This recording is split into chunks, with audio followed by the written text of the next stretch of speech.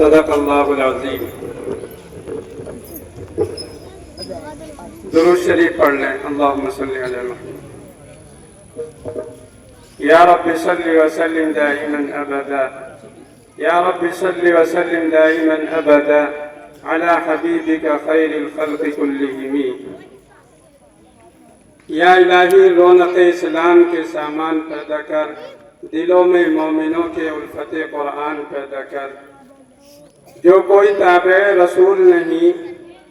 جو کوئی تابع رسول نہیں،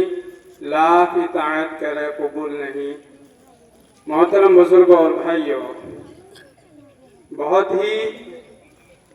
آپ حضرات مبارکبادی کے مستحق ہیں، اور اس مدرسے کے روح رواں حضرت مولانا محمد یوسف صاحب برادر کبیر دامت برکاتہم کہ انہوں نے اس موقع سے یاد فرمایا، اور میں آپ حضرات کے سامنے اپنے ایک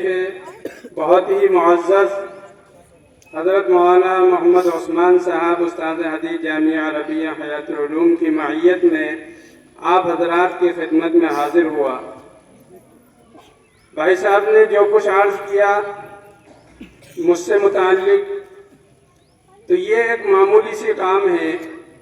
یہ یہاں کا حق ہے، آپ کا بھی حق ہے، اس سے زیادہ اور حق بنتا ہے، یہ تو کچھ بھی نہیں۔ بہرحال یہ بھائی صاحب کی محبت ہے کہ انہوں نے اس میں کچھ اضافہ بھی کیا، اور ارادہ یہ ہے کہ انشاءاللہ جب تک بھی اللہ موقع دے گا تو انشاءاللہ جو بھی اپنی ذات سے متعلق خدمت ہوگی انشاءاللہ کرتے رہیں گے مرتے دم تک۔ اللہ تعالیٰ سے دعا کریں کہ اللہ تعالیٰ اس پر قائم اور دائمی رکھے۔ بہت ہی خوشی کا موقع ہے، میں زیادہ لمبی چوڑی بات نہ عرض کر کے دو تین باتیں عرض کرنے کے لیے کھڑا ہوا تھا۔ آپ حضرات کی یہاں حاضری اور آپ جو جم کے بیٹھ جاتے ہیں اس سے بھی بہت طبیعت خوش ہوتی ہے، اور یہ مدرسہ سب یہ آپ ہی کی قربانی ہے جو ماشاءاللہ ایک پودے سے ایک تناور درخت بن گیا ہے۔ یہ سب آپ کی قربانیاں ہیں، آپ کی محبتیں ہیں، اور انشاءاللہ اللہ سے امید ہے کہ آپ ایسے ہی جڑے رہیں گے اور یہ محبتیں ایسے ہی برقرار رکھیں گے، اور یہ مدرسہ انشاءاللہ ترقی کرتا رہے گا۔ ہمارے بچے یہاں سے پڑھ پڑھ کر ان کا مستقبل تابناک ہوتا رہے گا۔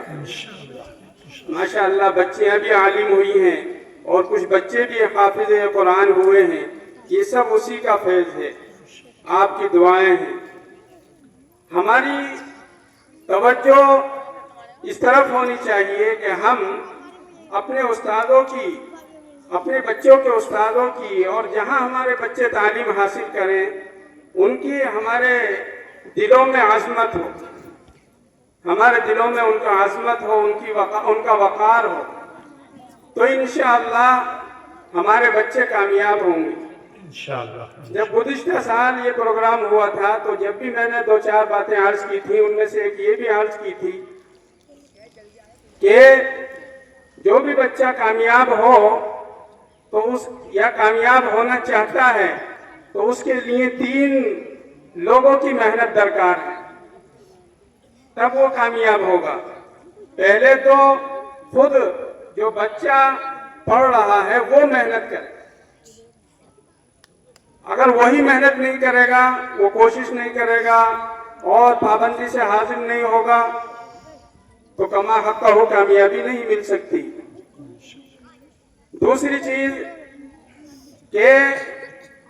جس استاذ کے پاس پڑھ رہا ہے وہ استاد اس پر محنت کریں، توجہ دیں، اگر ان کی توجہ نہیں ہوگی تب بھی کما حقہ ہو کامیابی ملنا مشکل ہے۔ تیسرے والد صاحب کہ پوری اس کی نگرانی کریں اور اس کا خیال رکھیں، بچہ کہاں جا رہا ہے، کس وقت کہاں بیٹھ رہا ہے، کہاں اٹھ رہا ہے، پڑھنے پابندی سے جا رہا ہے نہیں جا رہا ہے، پوری توجہ رکھنی ہے، محنت کرنی ہے، کوشش کرنی ہے۔ 3 لوگوں کی محنت ہوگی تو انشاءاللہ اس کا پھل اچھا نکل کر آئے۔ اور پھر جہاں بچہ علم حاصل کر رہا ہے، ویسے تو عمومی بات ہے لیکن خاص طور سے وہاں کی عظمت ہمارے دل میں ہو، وہاں کے پڑھانے والوں کی عظمت ہمارے دلوں میں ہو، میں ایک واقعہ مختصر سناتا ہوں. ہارون رشید بڑا خلیفہ گزرے. انہوں نے اپنے بیٹے حضرت امام اسماعی رحمۃ اللہ علیہ کے پاس علم حاصل کرنے کے لیے بھیجے، علم اور ادب حاصل کرنے کے لیے بھیجے. اب ایک مرتبہ ایسا ہوا کہ حضرت اسماعی رحمۃ اللہ علیہ جو بڑے عالم ہیں وہ وضو فرما رہے تھے، اور ہارون رشید جو خلیفہ وقت ہے، بادشاہ ہے، ان کا بیٹا پانی ڈال رہا ہے لوٹے سے. اور ہارون رشید اس وقت اچانک کہیں سے آ گئے اور انہوں نے یہ دیکھا، اور دیکھ کر بیٹے حضرت امام اسماعی پر غصہ ہوئے، ناراض ہوئے، اور غصہ ہو کر یہ فرمایا، غصہ ویسا نہیں بلکہ وہ بھی محبت ہی میں، عظمت کے ساتھ کہا کہ میں نے آپ کے پاس یہ بچہ خالی علم حاصل کرنے کے لیے نہیں بھیجا، بلکہ میں نے آپ کے پاس اس کو علم اور ادب دونوں کے لیے بھیجا. آپ اس کو یہ کیوں نہیں حکم دیتے کہ یہ ایک ہاتھ سے پانی ڈالے اور دوسرے ہاتھ سے آپ کے پیر کو لگڑے، پیر ملے، یہ کیوں نہیں آپ کو حکم دیتے؟ اتنا بڑا بادشاہ. اور وہ یہ کہہ رہا اپنے بیٹے کے بارے میں امام اسماعی سے کہ آپ علم سکھا رہے ہیں، آپ ادب نہیں سکھا رہے، آپ علم اور ادب دونوں سکھائیے. میرے بھائی اور بزرگوں، یہ واقعہ سنانے کا مقصد یہ ہے کہ ہمارے دلوں میں اپنے بچوں کے استادوں کی اہمیت، قدر اور ان کا وقار ہو، تو انشاءاللہ ان کی بچوں کی توجہ، ان استادوں کی توجہ بچوں پر ہوگی تو انشاءاللہ ہمارے بچے کامیاب ہوں گے. عربی کی کتابوں میں لکھا ہوا ہے کہ دو لوگ جب تک فائدہ نہیں دیتے جب تک ان کے ساتھ بہت زیادہ خیر خواہی کا معاملہ نہ کیا جائے. ان میں سے ایک ہے استاد جب تک مکمل فائدہ نہیں پہنچا سکتا آپ کے بچوں کو جب تک ان کے ساتھ خیر خواہی کا معاملہ نہ کیا جائے. آپ ان کے ساتھ محبت کا، پیار کا، خیر خواہی کا، ان کو نوازنے کا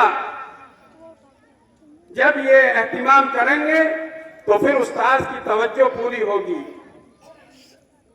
دوسرے ڈاکٹر جب تک ڈاکٹر کے ساتھ خیر خواہی کا معاملہ نہیں کریں گے، ادب سے، پیار سے اپنا مرض نہیں بتائیں گے تو ڈاکٹر کی پوری توجہ نہیں ہو سکتی. آپ چلے گئے طبیب کے پاس، ڈاکٹر کے پاس، اور آپ نے ادھر ادھر کی ایران توران کی اسے بک دی تو وہ خاص توجہ دے گا آپ کے مرض پر.